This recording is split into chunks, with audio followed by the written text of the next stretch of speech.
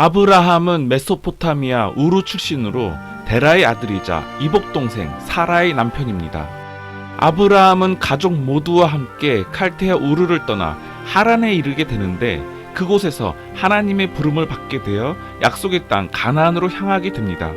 그러나 가나안에 기근이 들어 한동안 이집트에서 살다가 다시 가나안으로 돌아오게 되는데 약탈자들이 조카 롯이 살고 있는 소돔을 침략하였음을 알고 아브라함은 그들을 무찌릅니다. 돌아오는 길에 살렘의 왕 멜기세덱이 빵과 포도주로 환대하자 아브라함은 전리품 중 10분의 1을 멜기세덱에게 줍니다. 그러던 어느 날 나그네 같은 새 천사가 나타나 아브라함은 그들을 환대하였고 그들은 아들을 약속하였습니다. 그 말을 들은 사라는 다 늙었는데 무슨 하며 웃었는데 결국 그들의 웃음은 다른 의미로 참 웃음이 되어 웃음이라는 뜻의 이삭을 낳게 됩니다. 아브라함은 천사로 보이는 새 손님과 동행하여 소돔이 내려다 보이는 산 정상에 이르게 됩니다. 손님 중 둘은 소돔으로 가 성문에서 롯을 만나게 되고 롯은 이들을 자신의 집에 머무르도록 초대하였습니다. 그런데 소돔 주민은 롯의 집 주변에 몰려와 재미 좀 보게 손님을 내어달라고 요구하였고 롯이 거절하자 주민들은 집을 부수려 하였습니다. 그래서 천사들은 그들을 눈멀게 한 후 하나님께서 죄악으로 인해 소돔과 고모라를 멸망시킬 것이라고 말해줍니다.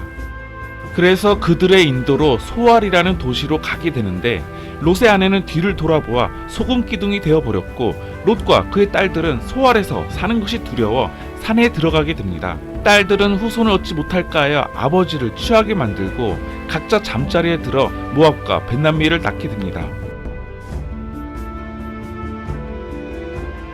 아들 낳기를 포기한 늙은 사라는 이집트인 몸종 하갈을 아브라함에게 소실로 들여보내게 됩니다. 그러나 하갈은 태기가 있자 사라를 업신여겼고 그래서 사라는 하갈을 박대하여 하갈은 사막으로 도망쳤으나 다시 돌아와 이스마엘을 낳습니다. 후에는 사라도 임신하여 이삭을 낳게 되는데 이삭을 놀리는 이스마엘을 본 사라는 하갈과 이스마엘을 내보내라고 하는데 그렇지 않으면 하갈의 아이는 이삭과 동등한 자격으로 아브라함의 상속자가 되기 때문입니다.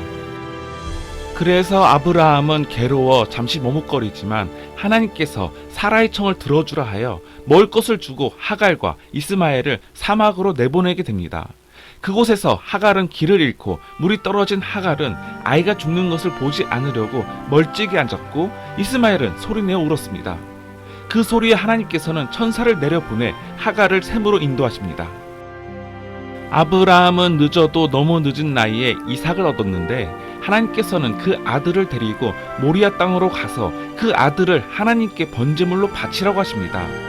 다음날 아침 일찍 아브라함은 나귀와 제물을 살 장작을 준비하여 두 종과 아들 이삭을 데리고 사흘길을 걸은 후 하나님께서 일러주신 산을 찾은 그는 종들과 나귀는 그곳에 머무르게 하고 이삭만 데리고 예배를 드리러 갔습니다.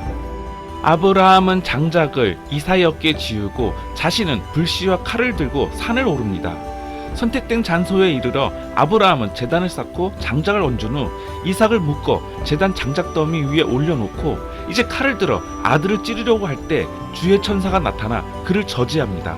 아브라함은 고개에 들어보니 덤불에 뿔이 걸린 순양이 있었고 그는 순양을 잡아 이삭 대신 번제물로 바치게 되었습니다. 이 이야기는 구약과 신약을 연결하는 중요한 주제로 하나님 아버지에 의해 이 세상에 보내져 우리를 대신하여 십자가에서 희생된 하나님의 독생자 예수 그리스도 그 십자가 처형을 말씀하고 있습니다. 아브라함은 이삭이 장성에 가자 친척들 가운데 며느리를 고르기로 합니다. 그는 늙은 신복 엘리에젤에게 경건히 맹세를 지키고 며느리로 정해진 여자를 찾아오도록 보내게 됩니다. 엘리에젤은 진귀한 선물을 낙타 10마리에 싣고 아브라함의 형제 나홀이 사는 하란 도시를 향해 출발합니다. 그는 저녁 때 하란에 도착하였고 엘리에젤은 그곳에 이르러 신부감으로 선택된 소녀를 가리켜달라고 하나님께 기도합니다. 아브라함의 종이 청한 표시는 분명하게 이루어집니다. 아브라함의 형제의 손녀인 젊은 리브가가 항아리에 기르는 물을 이방인 손님과 낙타에게 준 것입니다. 그래서 엘리에젤은 그녀에게 코걸이와 팔찌를 주며 누구의 딸인지 묻습니다. 자신의 가문을 밝힌 리브가는 아버지의 집에서 쉬어가기를 청합니다.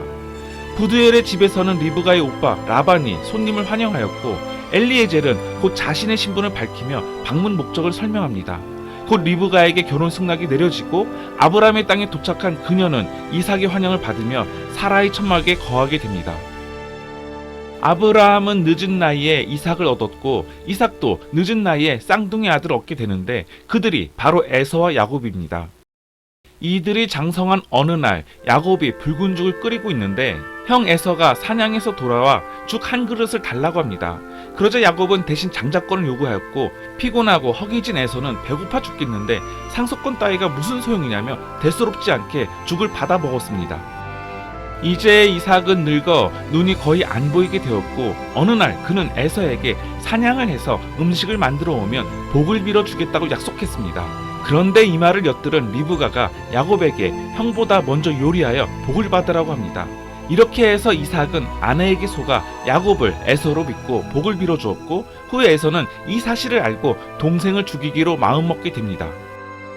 야곱이 장자권을 가로챈 후 리브가는 오빠 라반이 있는 메소포타미아의 하란으로 피하게 하는데 도상에서 야곱은 돌을 베개 삼아 자다가 천사들이 오르내리는 꿈을 꾸게 됩니다. 하나님께서는 그가 누워있는 땅을 주시겠다고 약속하셨고 야곱은 그곳을 베델, 즉 하나님의 집이라고 불렀습니다. 야곱은 라반의 집에서 라헬을 만나게 되는데 라헬은 후에 요셉을 낳게 됩니다. 이후 야곱은 고향으로 돌아가게 되는데 야복강에 이르러 한 남자를 만나 동이 트기까지 씨름하게 됩니다. 그 낯선 자는 야곱을 이스라엘이라 하였고 야곱은 그곳을 브니엘이라 하였습니다. 야곱은 과거 일로 에서를 두려워하였는데 예상과 달리 에서는 동생을 보자마자 달려와 환대하였고 야곱이 늙은 후에는 죽은 줄만 알았던 아들이 이집트의 재상이 되었습니다. 임종이 가까울 때 야곱은 요셉의 두 아들에게 팔을 엇갈려 축복하는데 이는 자신의 장자권을 가로챘음을 기억하기 때문입니다. 야곱은 11번째 아들이자 자신이 가장 사랑하는 아내 라헬의 첫 아들 요셉을 끔찍하게 사랑합니다. 그러한 요셉은 신통방통하게도 꿈을 해몽하는 능력까지 가지고 있고 지나치게 솔직하여 고자질도 잘해 형제들에게 미움을 받았습니다. 설상가상으로 야곱은 요셉에게만 멋진 채색 옷을 선물했고 요셉은 해와 달과 별을 포함한 모든 것들이 요셉에게 절을 하는 꿈을 꾸게 되어 형들은 그를 죽일 음모를 꾸미게 됩니다. 그러나 형 유다의 설득으로 요셉은 이집트로 가는 노예 상인에게 팔렸고 형들은 아버지 야곱에게 요셉이 죽었다고 거짓말을 하게 됩니다. 이집트로 끌려간 요셉은 보디발에게 팔렸으나 보디발의 아내는 요셉을 유혹하였고 요셉이 뿌리치자 모함하여 감옥에 가두어 버립니다. 우여곡절 끝에 감옥에 갇힌 요셉은 그곳에서도 해몽을 잘해 마침내 그 소문이 파라오에게까지 닿아 파라오의 꿈을 풀이하기에 이릅니다. 파라오의 꿈은 앞으로 있을 각 7년간의 풍년과 흉년을 예고한 것으로 요셉은 지혜로운 감독관을 찾아 이에 잘 대처하라고 조언하였습니다. 덕분에 요셉은 이집트의 재상이 되었고 요셉이 예언한 대로 7년간의 풍년 후 심각한 기근이 이집트 국경 너머 야곱이 사는 가나안에도 닥쳤습니다. 저장해둔 식량 덕분에 요셉은 이웃 민족에게도 곡물을 팔 수 있었고 자신을 노예로 팔아버린 형들도 요셉에게 곡물을 사러 오게 됩니다.